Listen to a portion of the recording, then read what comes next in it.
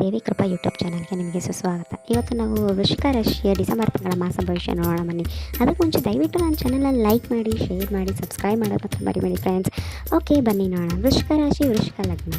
ಬೃಹಸ್ಪತಿ ಗುರುವಿನ ಅನುಗ್ರಹ ಬೇಕು. ಇಷ್ಟಾರ್ಥಗಳನ್ನು ಸಿದ್ಧಿಪಡಿಸ್ಕೊಳ್ಳೋ ಯೋಗ ಫಲ ಬೇಕು. ಅದೇ ವೃಶ್ಚಿಕ ರಾಶಿಯವರಿಗೆ ಮನಸ್ಸು ತುಂಬ ಚಂಚಲ. ಎಲ್ಲನೂ ಮರೆತು ನಾನು ಚೆನ್ನಾಗಿರಬೇಕು ಅಂದ್ಕೊತಾರೆ. ಆದರೆ ಎಲ್ಲೋ ಒಂದು ಕಡೆ ಅದೇ ಬೇಡದ್ದೇ ಕಾಣಿಸ್ತಾ ಇರ್ತಾರೆ. ಆದ್ದರಿಂದ ನಿಮ್ಗೆ ಇಷ್ಟ ಇಲ್ಲದ ಕೆಲಸ ಸಮೇತ ಬಲವಂತದಿಂದ ನೀವು ಮಾಡಿದ್ದೀರಿ, ಮತ್ತು ಬಲವಂತದಿಂದ ನೀವು ಕೆಲಸ ಸಮೇತ ಮಾಡಿಸ್ಕೊಂಡಿದ್ದೀರಿ, ಮತ್ತು ಬಲವಂತದಿಂದ ನೀವು ಬೇರೆಯವರ ಜೀವನದಲ್ಲಿ ಇರಬೇಕು ಅಂತಲೂ ಇದ್ದೀರಿ. ಕೆಲವೊಮ್ಮೆ ಬಲವಂತದಿಂದ ನೀವು ಕೆಲವು ಜೀವನ ನೀವು ಬೆಳಕಾಗಿ ಮಾಡೋಕ್ಕೆ ಟ್ರೈ ಮಾಡಿದ್ದೀರ. ಆದರೆ ಇದೆಲ್ಲ ಇದ್ರೂ ಸಮೇತ ನಿಮಗೆ ಎಲ್ಲ ಸತ್ಯನ ಅರ್ಥ ಮಾಡಿಕೊಂಡು ಚೆನ್ನಾಗಿರಬೇಕು ಅಂತ ಅಂದ್ಕೊಂಡು ಎಲ್ಲೋ ಒಂದು ಕಡೆ ನಿಮ್ಮ ಇಂಥ ಸಮಸ್ಯೆಗಳಿದ್ದಾಗ ನೀವು ನಿಮ್ಮ ಧರ್ಮದ ಗುರುಗಳು, ನಿಮ್ಮ ಮನೆ ದೇವರನ್ನ ಪ್ರಾರ್ಥನೆ ಮಾಡ್ಕೊಳ್ಳಿ. ಹಾಗೆ ಶಿವನ ದರ್ಶನ ಮಾಡ್ಕೊಬಂದು ನೀವು ನಿರಂತರವಾಗಿ ನೀವು ಓಂ ನಮಃ ಶಿವಾಯ ಅಂತ ಪಠಣ ಮಾಡಬೇಕು. ಮಾಡೋದ್ರಿಂದ ಖಂಡಿತ ನಿಮಗೆ ಹೆಚ್ಚಿನ ಫಲವನ್ನು ಸಿದ್ಧಪಡಿಸುತ್ತೆ. ಹಾಗೆ ನೀವು ಮಾಡೋ ಕೆಲಸದಲ್ಲಿ ನಿಮಗೆ ಯಶಸ್ಸು, ಹಣಕಾಸಿನ ವಿಷಯದಲ್ಲಿ ಯಶಸ್ಸು ಕಾಣಬೇಕು ಅಂತ ಹೇಳಿದರೆ ಲಕ್ಷ್ಮೀನಾರಾಯಣ ನೀವು ಪ್ರಾರ್ಥನೆ ಮಾಡ್ಕೋಬೇಕಾಗುತ್ತೆ. ಸತ್ಯಗಳನ್ನ ಅರಿವು ಮಾಡ್ಕೋಬೇಕಾಗುತ್ತೆ. ನಿಮ್ಮ ಚಿಂತೆ ಪ್ರಕಾರ ನೀವು ಸಿದ್ಧಿಗೊಳಿಸಬೇಕು ಅಂತ ಹೇಳಿದರೆ ಲಕ್ಷ್ಮೀನಾರಾಯಣನ ಅನುಗ್ರಹ ತುಂಬ ಒಳ್ಳೆಯದು. ಅದರ ಜೊತೆ ಮಹಾಗಣಪತಿ ಸಮೇತ ನೀವು ಮನೆಯಿಂದ ಹೊರಡಬೇಕಾದ್ರೆ ಆಗಲಿ, ಏನಾದ್ರು ಒಳ್ಳೆ ಕೆಲಸಕ್ಕೆ ಹೋಗ್ತಿದ್ದೀನಿ ಅಂತ ನಿಮ್ಗೆ ಅನಿಸ್ಬೇಕಾದ್ರೆ ಆಗಲಿ ನೀವು ಪ್ರಾರ್ಥನೆ ಮಾಡ್ಕೊಳ್ಳಿ. ಅದುವೇ ನಿಮಗೆ ಏನಾದ್ರು ಕಂಟಕ ಇದ್ದರೆ, ಅಡಚಣೆ ಇದ್ದರೆ ನಿಮಗೆ ದೂರ ಮಾಡುತ್ತೆ. ಎಲ್ಲ ಕೆಲಸ ನೀವು ಅಂದ್ಕೊಂಡಷ್ಟು ವೇಗ ಇಲ್ಲ, ಮತ್ತು ಎಲ್ಲ ಕೆಲಸ ನೀವು ಅಂದ್ಕೊಂಡಿದ್ದು ಆಗೋದು ಇಲ್ಲ. ನಿಮ್ಮ ಗ್ರಹಗತಿಗಳು ಯಾವುದೂ ಅಷ್ಟು ಚೆನ್ನಾಗಿಲ್ಲ. ಪ್ರಸ್ತುತ ತುಂಬ ಕಷ್ಟ ಅನುಭವಿಸ್ತಿದ್ದೀರಿ. ಏನೋ ಒಂಥರ ಯಾವ ಕೆಲಸನೂ ಆಗ್ತಾಯಿಲ್ಲ. ಹೇಗೆ ಎಲ್ಲನೂ ಸರಿ ಇದೆ ಅಂದ್ಕೊತೀರಾ, ಆದರೆ ಅಲ್ಲೇ ಏನೋ ತಪ್ಪಾಗಿ ಕಣ್ಣೀರು ಹಾಕೋ ಪರಿಸ್ಥಿತಿನೂ ಬರ್ತಾ ಇದೆ ನಿಮಗೆ. ಇಲ್ಲಿ ಹೆಣ್ಣು ಮಕ್ಕಳು ಮಾನಸಿಕವಾಗಿ ಸಂಕಟ, ಮತ್ತು ಕಿಬ್ಬಟ್ಟು, ಹೊಟ್ಟೆ ನೋವು, ಮತ್ತು ಸೊಂಟ ನೋವು. ಹಾಗೆ ನೀವು ನಂಬಿದಂಥವ್ರು ನಿಮಗೆ ನಿಷ್ಠುರ ಮಾಡ್ತಂಥವ್ರು. ಮಾಡೋದು ಉದ್ಯೋಗದಲ್ಲಿ ನಿಮಗೆ ಎಲ್ಲ ಕಡೆಯಿಂದ ಲಾಭನೇ ಕೊಡ್ತಿರ್ತಾನೆ, ಆದರೆ ನಿಮ್ಮ ಮನಸ್ಸು ಚಂಚಲವಾಗಿರುತ್ತೆ. ಹಾಗೆ ನಾನು ನನ್ನದು ಅನ್ನೋ ನಿಮಗೆ ಇರೋ ಅಹಂಕಾರದಿಂದ ಎಲ್ಲೋ ಒಂದು ಕಡೆ ನಿಮಗೆ ಆಗ್ತಿರೋ ಕೆಲಸನ ನಿಮಗೆ ಅರ್ಧಕ್ಕೆ ನಿಂತೋಗಿ ಕೈ ಬಿಟ್ಟೋಗುತ್ತೆ. ಮತ್ತು ಆರೋಗ್ಯದಲ್ಲಿ ವ್ಯತ್ಯಾಸ, ಮನಸ್ಸಿನಲ್ಲಿ ಏನೋ ಸಂಕಟ. ನೀವು ಅಂದುಕೊಂಡ ಕೆಲಸದಲ್ಲಿ ನಿಮಗೆ ಯಶಸ್ವಿ ಎಷ್ಟು ಕಾಣಬೇಕು ಅಂತ ಅಂದ್ಕೊಂಡಿರ್ತೀರ, ಆದರೆ ನೀವು ಅಂದುಕೊಂಡ ಕೆಲಸದಲ್ಲಿ ಏನೂ ಯಶಸ್ವಿ ಕಾಣೋದಿಲ್ಲ. ನೀವು ಅದರಷ್ಟೇ ಲಾಸೇ ಆಗುತ್ತೆ. ಈ ಸಮಯ ನಿಮಗೆ ಅಷ್ಟೊಂದು ಒಳ್ಳೆಯದಲ್ಲ. ಮತ್ತು ಕುಲದೇವರನ್ನ ಪ್ರಾರ್ಥನೆ ಮಾಡ್ಕೊಳ್ಳಿ. ಮತ್ತು ಆದರೆ ನಿಮಗೆ ಮನೆ ಮುಂದೆ ಇರೋ ತುಳಸಿ ಗಿಡಕ್ಕೆ ನೀರು ಹಾಕಿ, ಅಥವಾ ಶಿವನ ಮಂದಿರಕ್ಕೆ ಬಂದು ದರ್ಶನ ಮಾಡ್ಕೊಳ್ಳಿ. ಇಲ್ಲ ಬರೋಕ್ಕೂ ಆಗ್ತಿಲ್ಲ ಅಂತ ಹೇಳಿದ್ರೆ ಓಂ ನಮಃ ಶಿವಾಯ ಅಂತ ಮನೆಯಲ್ಲಿ ಆದಷ್ಟು 54 ಸರಿ ಇಲ್ಲ 108 ಸರಿ ನಿಮ್ಮ ಕೈಲಾಗುತ್ತೆ ಅಂದರೆ ಮಾಡಿ.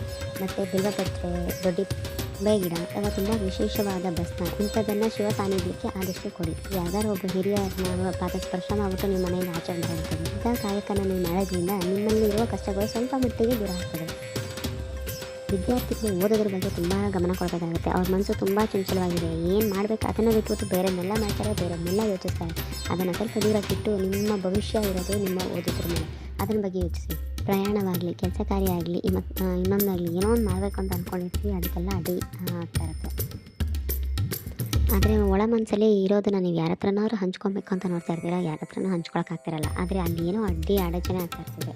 ಒಂದು ಕೆಲಸನ ಅಂದುಕೊಂಡ್ರೆ ಅದರ ಹಿಂದೆ ಸುಮಾರು 4-5 ಥರ ಆಲೋಚನೆ ಇರುತ್ತೆ ನಿಮ್ಮ ಮನಸ್ಸಲ್ಲಿ. ಅದನ್ನ ನಂಬಲಿಕ್ಕೂ ಆಗಲ್ಲ, ಯಾರೊಂದಿಗೆ ವ್ಯವಹಾರ ಮಾಡಲಿಕ್ಕೂ. ಕುಟುಂಬದವ್ರ ಜೊತೆಗೆ ನೀವು ಸ್ವಲ್ಪ ಖುಷಿ ಹಂಚ್ಕೊಳ್ಳೋ ಸಮಯನೂ ಸ್ವಲ್ಪ ಕಷ್ಟನೇ. ಉದ್ಯೋಗದಲ್ಲಿ ನಿಮಗೆ ಯಶಸ್ವಿ ಇರುತ್ತೋ ಇಲ್ಲವೋ, ಹಾಗೆ ನಂಬಿದವರು ಯಾವಾಗ ಮೋಸ ಮಾಡ್ತಾರೋ ಅನ್ನೋದು ಒಂದು ಭಯ ಇರುತ್ತೆ. ಇದಕ್ಕಾಗಿ ನೀವು ಮಾಡಬೇಕಾಗಿರೋದು ಒಂದು ಚಿಟಿಕೆ ಬಿಳಿ ಸಾಸಿವೆ ಅಥವಾ ಒಂದು ಚಿಟಿಕೆ ಬಿಳಿ ಗೋಧಿ. ಇದೆರಡರಲ್ಲಿ ಯಾವ್ದಾದ್ರು ಒಂದನ್ನು ನೀವು ಒಂದು ಚಿಟಿಕೆ ಅಷ್ಟು ತೊಗೊಂಡು ಹೊರಗಡೆ ಒಂದು ಪೂರ್ವ ದಿಕ್ಕಿನಕ್ಕಾಗಿ ನಿಂತ್ಕೊಂಡು ಸೂರ್ಯದೇವನ ಪ್ರಾರ್ಥನೆ ಮಾಡಿ. ನೀವು ಸೂರ್ಯದೇವನ ಪ್ರಾರ್ಥನೆ ಮಾಡಬೇಕಾದ್ರೆ ಯಾರೋ ನೀವು ನೋಡಬಾರ್ದು, ನೀವು ಡಿಸ್ಟರ್ಬ್ ಮಾಡಬಾರ್ದು, ನಿಮ್ಮನ್ನು ಡಿಸ್ಟರ್ಬ್ ಮಾಡೋರು ಇರಬಾರ್ದು. ಆ ಟೈಮಲ್ಲಿ ಅಲ್ಲಿ ಕುತ್ಕೊಂಡು ನೀವು 21 ಸಾರಿ ಸೂರ್ಯದೇವನ ಹೆಸರು ಹೇಳ್ಕೊಂಡು ಪ್ರಾರ್ಥನೆ ಮಾಡ್ಕೊಳ್ಳಿ. ಈ ಥರ ಪ್ರಾರ್ಥನೆ ಮಾಡೋದ್ರಿಂದ ನಿಮ್ಮ ರಾಶಿಯಲ್ಲಿ ಬಂದು ಹೋಗುವ ಯಾವುದೇ ಸಂಕಷ್ಟ ಆಗಲಿ, ಸಮಯ ಆಗಲಿ ನಿವಾರಣೆ ಆಗುತ್ತೆ. ಪ್ರಕೃತಿಗೆ ನಿಮ್ಮಲ್ಲಿ ಕೇತು ಇರೋದು ನಿಮಗೆ ತುಂಬ ಕಷ್ಟ ಆಗುತ್ತೆ. ಮೌನವಾಗೇ ಇರಬೇಕು, ಯಾರ ಜೊತೆ ಮಾತಾಡಬಾರ್ದು ಅಂತ ಅಂದ್ಕೊಂಡಿರ್ತೀವಿ. ನಿಮ್ಮ ಮನಸ್ಸಿನಲ್ಲಿ ಬಂದು ಹೋಗುವ ಕೆಲವು ನೋವಿನ ಪರಿಸ್ಥಿತಿಗಳು ಯಾವುದು ಬೇಡ ಅಂದ್ಕೊಂತೀರೋ ಅದ್ರ ಕಡೆನೇ ನಿಮ್ಮ ಮನಸ್ಸು ಆಗುತ್ತೆ. ಯಾವ ಒಂದು ಸ್ನೇಹಿತರೊಟ್ಟಿಗೆ ಇದ್ದರೆ ನನ್ನ ಮನಸ್ಸು ನೆಮ್ಮದಿ ಆಗುತ್ತೆ ಅಂತ ಅಂದ್ಕೊಳ್ತೀರೋ, ಆದರೆ ಅದೇ ಸ್ನೇಹಿತರಂತ ನಿಮ್ಮ ಮನಸ್ಸಿಗೆ ಇನ್ನೊಂದು ಥರ ನೋವಾಗ್ತಾ ಇರುತ್ತೆ. ನಿಮ್ಮ ಕೆಲಸ ಕಾರ್ಯಗಳು, ನಿಮ್ಮ ವ್ಯವಹಾರ ಇದೆಲ್ಲ ಒಂದು ಕರೆಕ್ಟ್ ದಾರಿ ನಡಿಬೇಕು ಅಂತ ಹೇಳಿದರೆ ಅಷ್ಟು ನಿಮ್ಮ ಮನಸ್ಸು ಕರೆಕ್ಟಾಗಿ ಇರಬೇಕು, ತಾಳ್ಮೆಯೂ ಇರಬೇಕು. ಸ್ನೇಹ, ನಿಮ್ಮ ವ್ಯವಹಾರಗಳನ್ನೆಲ್ಲ ಆದಷ್ಟು ಸರಿಯಾಗಿ ತೂಗ ಮಾಡಿಕೊಂಡು ಹೋದರೆ ಮಾತ್ರ ನಿಮಗೆ ಪ್ರತಿಯೊಂದು ಕಾರ್ಯನೂ ಸಿದ್ಧಿ ಆಗುತ್ತೆ. ಒಂದು ಸ್ವಲ್ಪ ಬೆಲ್ಲ ಅಥವಾ ಸಕ್ಕರೆನ ತೊಗೊಂಡು ನೀವು ಇರುವೆ ಗೂಡಿಗೆ ಹಾಕೋದ್ರಿಂದ ಸಾಕಷ್ಟು ಇದರಿಂದ ಸಮಸ್ಯೆಗಳು ಪರಿಹಾರ ಆಗುತ್ತೆ. ಒಂದು ಸಾಧನೆ ಮಾಡಬೇಕು ಅಂತ ಇರ್ತೀರ, ಆದರೆ ಏನು ಮಾಡ್ಲಿಕ್ಕೆ ಹೋದರೂ ನಿಮ್ಮ ಮನಸ್ಸು ಒಪ್ಪುತ್ತಾ ಇರಲ್ಲ. ಏನೋ ಅಂತ ಆತಂಕ ಇರುತ್ತೆ, ಎಲ್ಲಿ ಏನು ಸರಿ ಹೋಗುತ್ತೋ ಇಲ್ಲವೋ ಅನ್ನೋದು ಆತಂಕ ಇರುತ್ತೆ ನಿಮಗೆ. ನಂಬಿರೋರಿಂದ ನಾಳೆಯಿಂದ ಏನೋ ಒಂದು ಸಮಸ್ಯೆ ಆಗ್ಬೋದೇನೋ ಅನ್ನೋ ಒಂದು ಭಯ ನಿಮ್ಮಲ್ಲಿ ತುಂಬ ಕಾಡ್ತಾ ಇರುತ್ತೆ. ನೀವು ಮಾಡಿರೋಂಥ ವ್ಯವಹಾರ ಅಂದರೆ ಆಸೆಗಳನ್ನ ಎಲ್ಲೋ ಕೊಟ್ಬಿಟ್ಟಿರ್ತೀರ, ಏನೋ ಒಂದು ಹೂಡಿಕೆ ಮಾಡಿರ್ತೀರ. ಅವ್ರ ಹತ್ರನೇ ಸಾಲ ಕೊಟ್ಟು ನಾವು ಯಾರಿಗೆ ಕೊಟ್ಟಿರ್ತೀವಿ ಅವ್ರ ಹತ್ರನೇ ಕೇಳೋಣ ಅಂತ ಹೇಳಿದ್ರೆ ನಿಮ್ಮ ಮನಸ್ಸು ಎಲ್ಲೋ ಒಂದು ಕಡೆ ಭಯ ಆಗ್ತಾ ಇರುತ್ತೆ. ಏಕೆಂದರೆ ನಿಮ್ಮ ಗ್ರಹ ದಿಕ್ಕುಗಳು ಸರಿ ಇಲ್ಲದೆ ನಿಮ್ಮಲ್ಲಿ ಈ ಥರ ಆಗ್ತಾ ಇರುತ್ತೆ. ಎಲ್ಲ ದೋಷಗಳಿಂದ ನೀವು ಮುಕ್ತರಾಗಿರ್ತೀವಿ. ಇದೆಲ್ಲ ಒಂದು ಪರಿಹಾರ ಕಾಲ ಬರುತ್ತೆ. ಶ್ರೀರಾಮ ಜಯ ರಾಮ ಜಯ ರಾಮ. ಈ ರಾಮನಾಮಗಳನ್ನ ನೀವು ಪಠನೆ ಮಾಡ್ತಾ ಇರಬೇಕು. ಇಲ್ಲ ಆಂಜನೇಯ ಟೆಂಪಲ್ ಇದೆ ಅಂತ ಹೇಳಿದರೆ ಅಲ್ಲಿ ಹೋಗಿ ಬನ್ನಿ. ಅಲ್ಲಿ ನಿಮಗೆ ಏನಾದರೂ ಕೋತಿಗಳು ಸಿಕ್ಕಿದ್ರೆ ಅದಕ್ಕೆ ಒಂದಿಷ್ಟು ನಿಮ್ಗೆ ಆದಷ್ಟು ಏನಾದರೂ ಪದಾರ್ಥಗಳನ್ನ ಕೊಟ್ಟು ದಾನ ಮಾಡಿದರೆ ನಿಮ್ಮ ಪರಿಹಾರಗಳಿಗೆ ಒಂದಷ್ಟು ತಕ್ಕ ಮಟ್ಟಿಗೆ ಪರಿಹಾರ ಸಿಗುತ್ತೆ. ಜೊತೆಗೆ ನಂದು ತಂದು ಅಂತ ಒಂದು ಪ್ರೀತಿ ವಿಶ್ವಾಸ ಬಾಂಧವ್ಯ ಇರುತ್ತೆ, ಅದು ಮತ್ತಷ್ಟು ಗಟ್ಟಿಯಾಗುತ್ತೆ.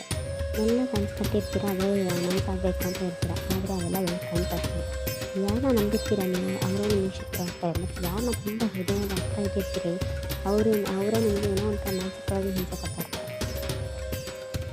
ಅಂದರೆ ಎಲ್ಲೋ ಒಂದು ಕಡೆ ನೀವು ಮನಸ್ಸಿಗೆ ನಿಮಗೆ ಅದು ಬಂದೇ ಇರೋದಿಲ್ಲ, ನೀವು ಯೋಚನೆ ಮಾಡಲ್ಲ, ಆದರೆ ಆ ಕನಸುಗಳು ನಿಮ್ಮ ಕಾರ್ಯಸಿದ್ಧಿ ಆಗುತ್ತೆ. ಯಾವ ನಮ್ಮಿಂದ ದೂರ ಇದೆ ಅಂತೀರೋ ಅದು ನಿಮಗೆ ಹತ್ತಿರ ಆಗುತ್ತೆ, ಯಾರು ನಿಮಗೆ ಆಗೋದಿಲ್ಲ ಅಂತೀರೋ ಅದು ನಿಮಗೆ ಆಗುತ್ತೆ.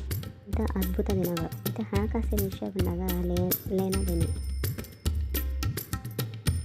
ನೀವೇನೋ ಒಂದು ಕೆಲಸ ಮಾಡೋಕ್ಕೆ ಹೋಗಬೇಕಾದ್ರೆ ನಿಮಗೆ ಒಂದು ನಂಬಿಕೆ ಇರೋದಿಲ್ಲ, ಅಂದ್ರೂ ಯಾರನ್ನ ಕರ್ಕೊಂಡು ಹೋಗ್ಬಾರ್ದು ಅಂತ ಇರ್ತೀರ. ಆದರೆ ದಯವಿಟ್ಟು ಯಾರಾದರೂ ನಿಮ್ಮ ಕುಟುಂಬಸ್ಥರನೋ ಇಲ್ಲ ನಿಮ್ಮ ಸ್ನೇಹಿತರನೋ ನೀವು ಕರ್ಕೊಂಡು ಹೋಗಿ ಜೊತೆಗೆ. ಅಂದರೆ ಅಲ್ಲಿ ನಿಮಗೆ ಏನಾದ್ರು ಸಮಸ್ಯೆ ಇದ್ದರೆ ಆ ಸಮಸ್ಯೆಯಿಂದ ನಿಮಗೆ ಹೊರಗಡೆ ಬರೋಕ್ಕೆ ಇದೊಂದು ದಾರಿ.